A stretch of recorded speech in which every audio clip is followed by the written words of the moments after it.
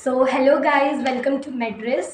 ये video specially उन बच्चों के लिए है जो कि अभी 12th में हैं और नीट 2026 देने वाले हैं और जिन्होंने डिसाइड किया कि वो ड्रॉप लेंगे उनके लिए भी है। सो गाइज, मैं I was too a dropper for 2 years and जो मैंने मिस्टेक्स की, जो मैंने अपनी गलतियों से रियलाइज़ किया, आई रियली वॉन्ट कि आगे वाले जो भी एस्पिरेंट्स है वो ये मिस्टेक ना करें, ताकि उनका 1 साल बच जाए या फिर उनका जो स्कोर है वो थोड़ा इम्प्रूव हो जाए अगर वो ये मिस्टेक्स को अवॉइड करेंगे। तो मैंने जो गलतियाँ करी थी, हमारे पास रिकॉर्डेड लेक्चर्स पड़े हैं, हम जब चाहे उन्हें देख सकते हैं। ये सबसे बड़ी मिस्टेक है गाइज। अगर आप एक बार ये बैकलॉग वाले लूप में फंस गए ना और ये वाले में बैठे रहे कि मेरे पास तो रिकॉर्डेड लेक्चर्स है, मैं जब चाहूँ जब भी मेरा बैकलॉग हुआ मैं देख लूँगी, कोई दिक्कत नहीं है, कोई रश की नहीं है। जब तक आप टीचर के साथ रश नहीं दिखाओगे ना तब तक आप हमेशा पीछे ही रहोगे। मेरा जो फर्स्ट जॉब था that was from PW, online था। तो स्टार्टिंग में सबको ये इंथुजियाज्म होता है कि ठीक है, we are on the track, हम टीचर के साथ साथ चलते हैं, पूरा शेड्यूल हमारा फिक्स होता है, पूरे लेक्चर्स हमारे कंप्लीट होते हैं। बट जैसे अगस्त सितंबर अक्टूबर का टाइम आता है तो वो एक ही लेक्चर होता है सिर्फ जो पीछे रह जाता है और फिर वो जो लूप है वो कंटिन्यू रहता है, क्योंकि हम इस बात में जी रहे होते हैं कि हमारे पास लेक्चर सेव पड़े हैं, मैं जब चाहूँ देख सकती हूँ। ये होता है, ये सबसे बड़ी मिस्टेक है। तो ये आप प्लीज़ अवॉइड करें जितना हो सके। मुझे पता है ये बात कि 100% जो है इस चीज़ को नहीं हम आप कर सकते नेगलेक्ट। एक आधा वीडियो लेक्चर, एक आधा टॉपिक रह ही जाता है, ठीक है, एक आधा इज़ इनफ। बट आप उस लूप में मत अपने आप को डालना कभी भी कि एक के बाद दो, दो के बाद तीन, ऐसे ऐसे ये बढ़ता रहता है। तो इस चीज़ से प्लीज़ बचें कि ये ना होए अगर आप ऑनलाइन प्रिपेयर कर रहे हैं तो। और जो दूसरी सबसे बड़ी मिस्टेक थी that was revision. Revision means doesn't mean कि आप घर आए, जो आपको आज पढ़ाया है आपने वो आके पढ़ लिया। This is not revision, this is revising the topic आज का। रिवीजन नीड्स रेगुलर इंटरवल, यानी कि अगर आपको कोई टॉपिक आज पढ़ाया गया वो आप आज तो करा के पढ़ोगे, बट 4 दिन के बाद जब वो पुराना टॉपिक जो हमने 4 दिन पहले पढ़ा था उसको रिवाइज करना और फिर वापस से 7 days बाद उसको रिवाइज करना, that is how you do revision. हमें ऐसे लगता है कि भाई मैंने अभी कल ही तो पढ़ा है ये पेज, कल ही तो मैंने घर आके ये वाली चीज़ें पढ़ी हैं। बट अगर आप हफ्ते बाद अपने आप को देखोगे ना तो वो पीछे आगे वाले सारे पेज आपका साफ माइंड साफ हो जाएगा, क्लियर हो जाएगा, वो आपको नहीं याद आएगा कि क्या था। ये रेगुलर इंटरवल पे रिवीजन करना इतना इंपॉर्टेंट है ना, क्योंकि जब आपका बल्क में टेस्ट होता है ना, bulk test means part test जिसके अंदर 3-4 चैप्टर्स आते हैं, तब आपको ऐसा लगता है कि जो अभी लेटेस्ट में चैप्टर चल रहा है ना उस पर मैं ज़्यादा फोकस करूँ, पिछले तो मैंने साथ साथ पढ़ लिए थे। बट आपका जो हिडन ट्रुथ ये है कि वो पिछले चैप्टर भी आपको ढंग से क्लियर नहीं है। अगर आपके क्वेश्चन आ जाए ना उधर से तो आपको 50-50, 80-80% होगा कि हाँ ठीक है 80% मुझे आता है, क्योंकि आप जो लेटेस्ट चल रहा है उस पर इतना फोकस करने लग जाते हो, पीछे वाले चैप्टर खत्म, साफ, मतलब नहीं याद रहता। तो इन टेस्ट के लिए जो रिवीजन है वो ये कि पहले आके किया, जिस दिन पढ़ा है उस दिन किया, फिर 4 दिन बाद स्टार्टिंग से कॉपी दोबारा रिवाइज की, फिर हफ्ते बाद दोबारा से किया। That house the revision loop looks like.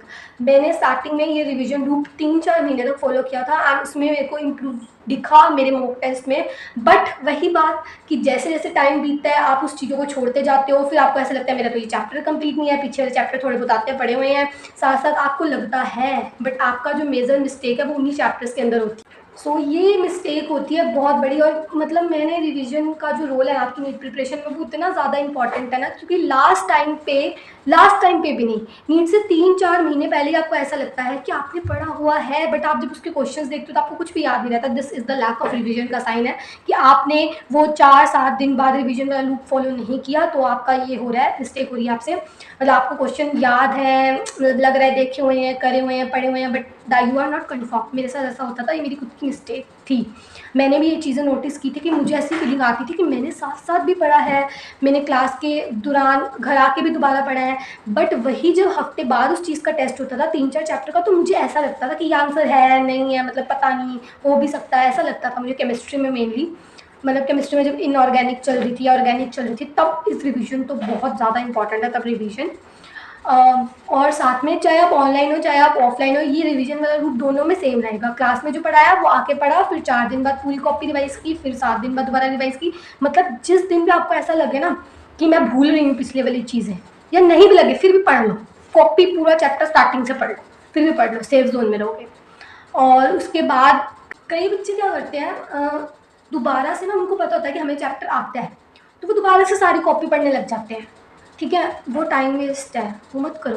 अगर आपको लग रहा है कि आपको चैप्टर रिवीजन क्वेश्चन प्रैक्टिस से होता है तो क्वेश्चन प्रैक्टिस पे जाओ। अगर आपको लगता है कि दोबारा थ्योरी पढ़ के ही मेरे को समझ आएंगी चीज़ें तो दोबारा थ्योरी पढ़ो। इन चीज़ों में ना टाइम वेस्ट मत करो कि आपको किसी ने कह दिया कि भाई रिवीजन का मतलब होता है दोबारा से सारा चैप्टर रिवाइज करना। नहीं, अगर आपको आता है ना वो चैप्टर अंदर से, आपको पता है कि हाँ आपकी रिविजन ओके है, आप ना सबसे पहले क्या करो, जैसे कोई चैप्टर है, for example atomic structure chapter है। अब मेरे साथ ऐसा होता था कि एटॉमिक स्ट्रक्चर की जो थ्योरी थी ना वो मुझे काफ़ी ज़्यादा अच्छे से क्लियर थी। तो मैं क्या करती थी, क्वेश्चंस उठाती थी, क्वेश्चन सॉल्व करती थी टाइमर लगा के। तो मुझे पता होता था कि हाँ, फिर मैं चेक करती तो मुझे पता लग जाता था कि हाँ भाई मुझे अब क्वांटम नंबर्स वाले क्वेश्चन मेरे से नहीं हो रहे। ठीक है, मुझे पता लग जाता था बहुत एटॉमिक की थ्योरी मेरी क्लियर नहीं है, तो मैं फिर वो जाके उसकी थ्योरी पढ़ती थी। तो ये भी एक बहुत अच्छी टेक्निक है। अगर जिन बच्चों को ऐसा लगता है कि थ्योरी पढ़ने में हमारा बार बार टाइम वेस्ट हो रहा है तो वो क्वेश्चन से प्रैक्टिस कर सकते हैं। और बायो में तो I feel this is the best option. Chapter उठाए, उसके क्वेश्चंस करें, अगर आपके क्वेश्चंस हो रहे हैं दैट्स फाइन, आपको दोबारा थ्योरी या नोट्स नहीं पढ़ने। एनसीईआरटी पढ़ने के बाद भी आप लगा सकते हो। मतलब मैं ऐसे करती थी कि एनसीईआरटी पढ़ी, उसके बाद क्वेश्चंस लगाए, मुझे पता लग गया कि अब मेरा चैप्टर क्लियर है, मेरे क्वेश्चंस अच्छे से हो रहे हैं और अब मुझे नोट्स पढ़ने की जरूरत नहीं है। जब 3 4 5 महीने रह गए थे नीट में तब आप ये कर सकते हो। एंड सबसे बड़ी बात है कि अभी ये जो मैंने सब बातें बताई ना, ये 12th और ये आप अपने अभी जो स्टार्ट करेंगे प्रिपरेशन, जिन्होंने डिसाइड किया कि हमें ड्रॉप लेना है, जो अभी प्रिपरेशन स्टार्ट करेंगे उनके लिए ये चीज़ें स्टार्टिंग में ध्यान रखना बहुत ज़रूरी है। बट आई रियली फील कि if you are a NEET 2026 aspirant, 12th आपकी चल रही है, आप अभी 12th में और आप अगले साल अपना फर्स्ट अटेम्प्ट दोगे, तो उन स्टूडेंट्स के लिए I really request you all, अगर आप डमी एडमिशन हो या नहीं भी हो, आप स्कूल गोइंग भी हो, ये वाला जो टाइम है ना, this is your golden period. इसमें आप जितनी ज़्यादा अपनी बोर्ड वाली प्रिपरेशन को टैकल कर सकते हो अभी कर लो। आई रियली वॉन्ट, अभी आप इस चीज़ में मत उलझो कि आपको भी 11th करनी है, मेरे को 11th वीक रहेगी, 11th की ये टॉपिक रह गए, अभी इस चीज़ में मत उलझो। अभी आप 12th में हो ना, उस पर फोकस करो और साथ में बोर्ड वाली चीज़ पे भी थोड़ा फोकस करो, क्योंकि ये वाला गोल्डन टाइम है, अभी आप कवर कर सकते हो। इससे बड़ा ब्लंडर जो होता है कि हमें ऐसा लगता है कि मेरा 11th का टॉपिक वीक था, अब 12th की स्टार्टिंग चल रही है तो मैं 11th कवर कर लूँ। नहीं, पहले आप 12th पे फोकस करो, क्योंकि 12th का सिलेबस कम है। 12th जैसे ही 3 5 6 चैप्टर हो जाएंगे आपके, केमिस्ट्री में 5 6 लगा लो, केमिस्ट्री बायो में 5 6 लगा लो, तब आपके पास इनफ टाइम होगा कि आप 11th दोबारा से स्टार्ट कर सकते हो अपनी रिवीजन के लिए, जो आपको टॉपिक्स लग रहे हैं वीक है उन पे। तो ये वाली ब्लंडर मिस्टेक्स ना करें। मतलब और एक और छोटी सी मिस्टेक होती है, मिसकंसेप्शन होता है सबको कि 12th के बाद मेरा फर्स्ट अटैम्प्ट है, मतलब मुझे मिल जाएगा ड्रॉप ईयर। और ठीक है, पहला ही तो अटैम्प्ट था, 12th बोर्ड्स भी तो थी।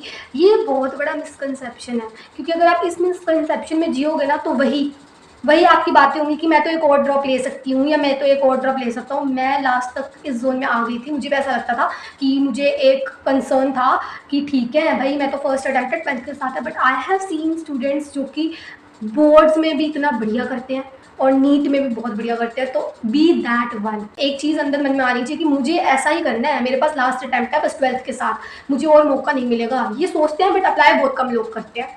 तो आई रियली वांट कि आप इस ही स्ट्रैटेजी से चलो कि ये आपका फर्स्ट नहीं, ये आपका लास्ट अटैम्प्ट है और आपको बोर्ड्स में भी वेल एंड गुड परसेंटेज लाने हैं और आपको नीट में भी अच्छा करना है। बहुत बच्चे करते हैं, that's not the special thing कि बहुत ही रेयर ही होते हैं जो ये सब करते हैं, बहुत बच्चे करते हैं आजकल। तो आई हैव सीन जो 12th के साथ better, they are better than बाकी जो 1 या 2 साल लगा करे, कई बार वो बच्चे बहुत बेटर कर जाते हैं बोर्ड्स के साथ साथ, क्योंकि वो सही स्ट्रेटेजी से चलते हैं। हमेशा बस अप्रोच सही होनी चाहिए। लास्ट मैं बोलूँगी तो थोड़ी सी मीन लगूंगी बोलते हुए, क्योंकि ये बातें कई बार सब बच्चों को मीन लगती है, मुझे भी लगते थे जब मैं 12th में थी, कि डिस्ट्रैक्शंस और ये सोशल मीडिया इस सब से दूर रहो।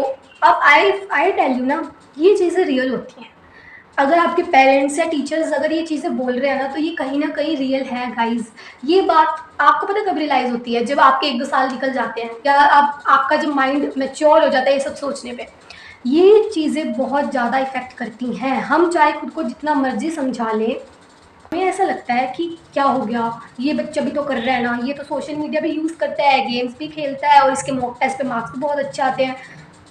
ऐसा लगता है, ऐसे बच्चे भी होते हैं, but you have to find what you are.